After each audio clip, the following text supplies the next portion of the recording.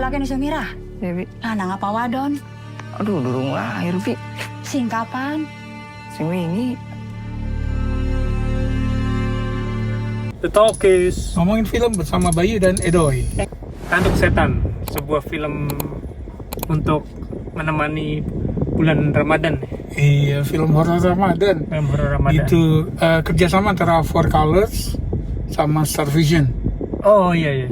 Gue pikir Iya. nih film religi horor Joko Anwar yang bikin, ternyata bukan ya.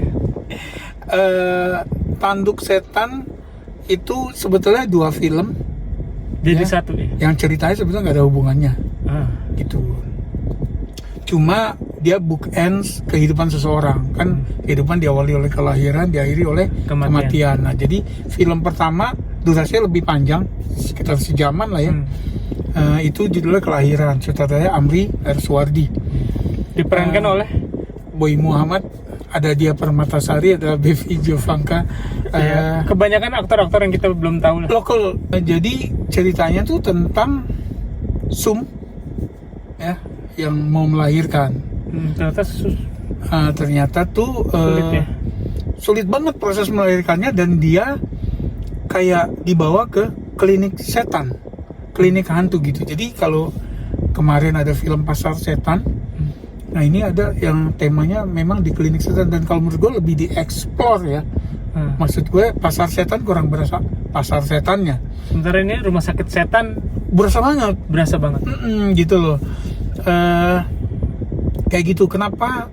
Oh ternyata karena itu anaknya hamil di luar nikah.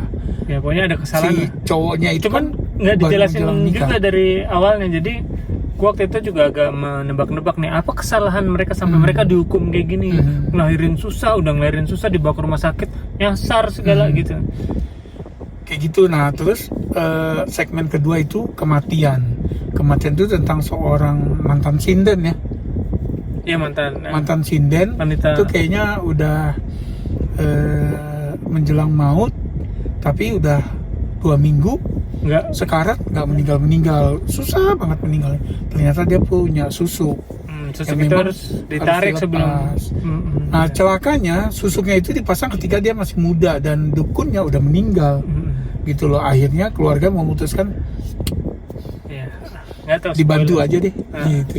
Dibantu. Tapi ada konsekuensinya. Ada konsekuensinya ternyata gitu, dan bukan konsekuensi hukum di sini. Gitu. Oke, menurut lo gimana film ini? Menurut gua sebenarnya premis menarik, tapi nggak tahu ya, ini juga agak-agak art ya. Satu, yang film pertama hampir semua aktornya nggak dikenal ya. Terus shot-shot yang panjang, long shot semuanya. Hampir semua shotnya long shot.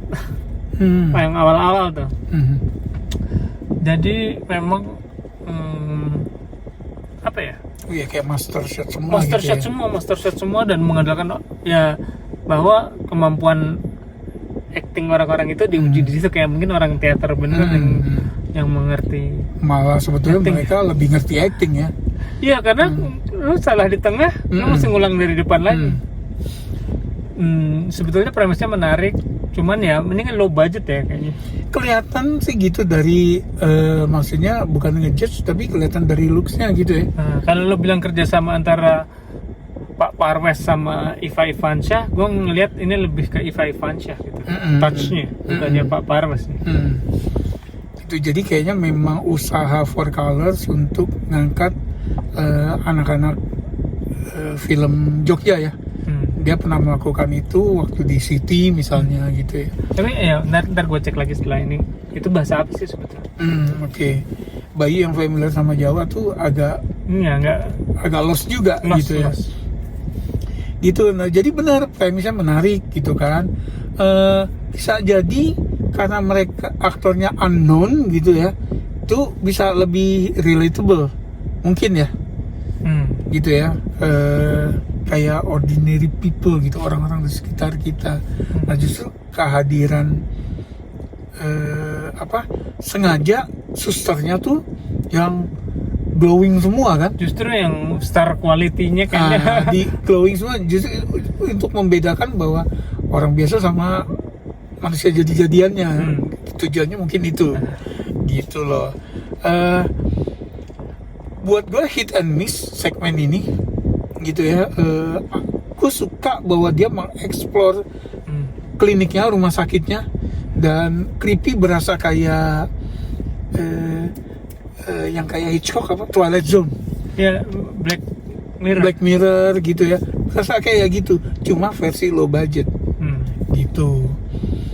Terus juga kayak yang Reverse itu kayaknya bukan filmnya Reverse, memang aktornya ya. Kelihatan dari gesturnya itu, gue mengapresiasi itu sih gitu ya. Nah kalau segmen kedua ini lebih pendek, nggak memorable sih bagi gue. iya ya. Nah, memang di sini kayak Taskia Namia di makeup sedemikian rupa. Mungkin ketika pertama kali ngeliat, karena kan di opening credits gak ada nama-nama kan, langsung filmnya main gitu. Nah kita kayak yang ini Taskia Namia bukan sih? Gue kebetulan nggak mantengin posternya gitu. Nah ternyata iya gitu loh.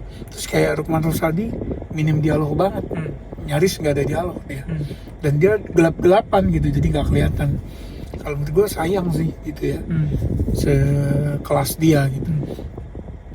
Sebetulnya dari sisi cerita malah lebih mudah diikutin, Bay. Ya. Dan itu sebetulnya kayak premisnya film Susuk tahun 2023 yang Hana Malasan gitu ya. Ini cuma versi pendeknya gitu loh. Tapi gini, kalau kita memang datang ke bioskop bayar, terus kemasannya kelihatan kayak TV cuma di blow up, orang mungkin kan jadi kayak gimana gitu ya.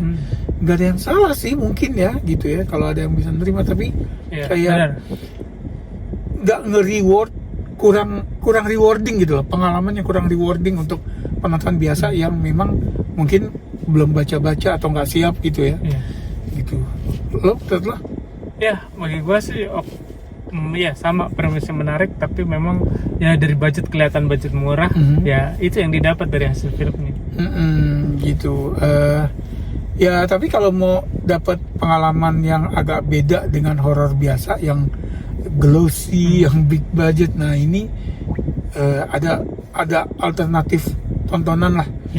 Gitu ya, horor lokal.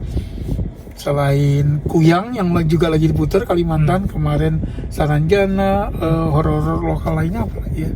Ya banyak lah. Nah ini dari Jawa gitu. Skor 5 lah.